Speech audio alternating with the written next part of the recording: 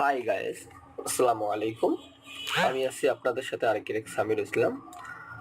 আজ আপনাদের সাথে একটি 3 বেডরুমের একতলা বাড়ির প্ল্যান নিয়ে আলোচনা করব। মাত্র 250 শতক জায়গার মধ্যে এই 3 বেডরুমের একতলা বাড়িটি হবে এবং এর খরচ কত পড়বে এই 3 বেডরুমের একতলা বাড়ির প্ল্যানটি আমরা সে বিষয় নিয়ে আপনাদের সাথে তুলে ধরব। আপনারা একটু ধৈর্যের সহিত ভিডিওটি দেখবেন, তাহলে অবশ্যই আপনারা অনেক কিছু জানতে পারবেন। একটি বাড়ি করার আগে একটি পরিকল্পনা কিভাবে নিয়ে কাজ করতে হয় সেই বিষয়টি আপনারা জানতে পারবেন। আমাদের জায়গার এরিয়াটা দেখেন, প্রায় 44 ফিট আছে, 43-28 ইঞ্চি, প্রায় 44 ফিট। এবং আমাদের এদিকে আছে 27 ফিটের মতো, আমরা 26 ফিট 1 ইঞ্চিতে আমাদের কাজটি আমরা করেছি। তাহলে আমরা এই জায়গাটি যেহেতু একটু লম্বা, যেহেতু একতলা বসার প্ল্যান হবে, 3 বেডরুম নিয়ে করতে হবে, অল্প জায়গার মধ্যে আমরা কিভাবে করব সে বিষয়টা আমরা অনেক চিন্তা ভাবনা করার পর আমাদের 2 তলাতে একতলা বাড়ি করার পর যদি আমরা ছাদে যদি যাইতে না পারি, তাহলে তো একতলা ছাদ দিয়ে কি আর লাভ হলো। আমরা ছাদটা যেন ব্যবহার করতে পারি এই চিন্তা ভাবনা করে আমরা কিন্তু সিঁড়িটা ব্যবহার করছি। সাধারণত অনেকে একতলা বাড়ি করলে সিঁড়ি ঘর ব্যবহার করতে চায় না। আসলে সিঁড়ি ঘর ব্যবহার না করলে আপনি ছাদে উঠবেন কিভাবে? অন্য চিন্তা ভাবনা করে অবশ্যই উঠতে যাবেন, কিন্তু আমাদের চিন্তা ভাবনা আছে যে একতলা বাসাটি যে আমরা যে করি এবং পরবর্তীতে একটু ফাউন্ডেশন একটু সামান্য একটু বেশি করে রাখলে আমার 2 তলা পর্যন্ত একটু হালকা কাজও যে উপরে আরো 2-1টা রুম বাড়াইতে পারি, তাহলে কিন্তু একটা মোটামুটি একটা 1.5 তলা কিন্তু একটা বিল্ডিং হয়ে যাবে। এই চিন্তা ভাবনা করে আমরা কিন্তু করেছি।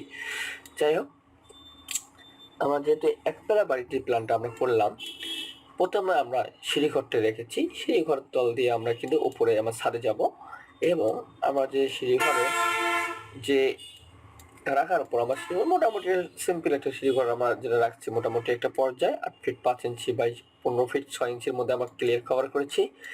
এবং আমাদের প্রথমে আমার যে প্রবেশ করার পর আমরা একটা ছোট্ট একটা ড্রয়িং আমরা রেখে দিচ্ছি। হ্যাঁ, এবং একটা ডাইনিং নিচ্ছি। ড্রয়িং এবং ডাইনিং আমার 16 ফিট, এদিকে 16 ফিট 7 ইঞ্চি, এদিকে আছে 12 ফিট 1 ইঞ্চি আছে আমাদের জায়গাটাই। এবং আমরা যে দেখি আমাদের কিচেন কিন্তু পাশাপাশি আছে।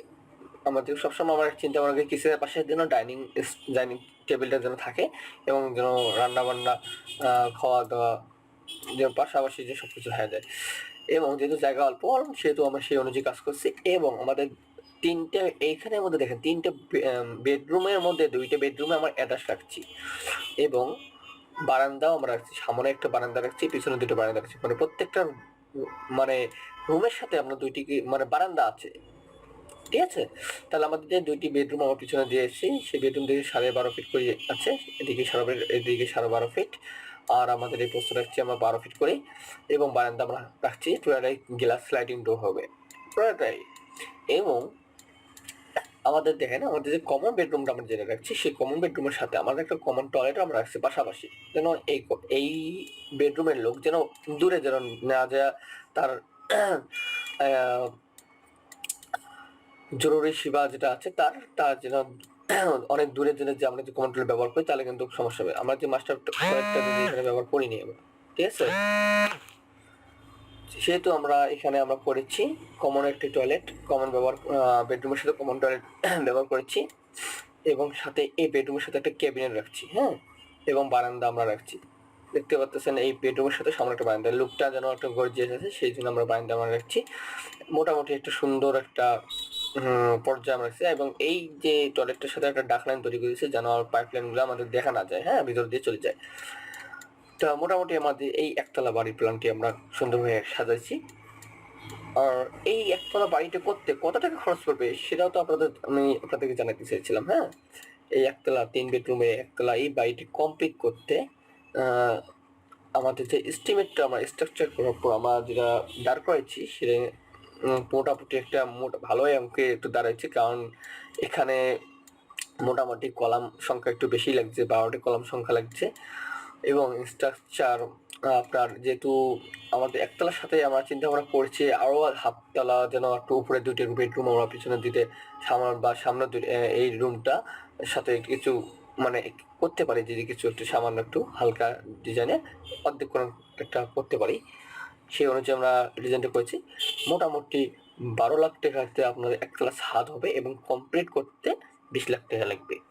একতলা কমপ্লিট করতে 20 লাখ টাকা লাগবে।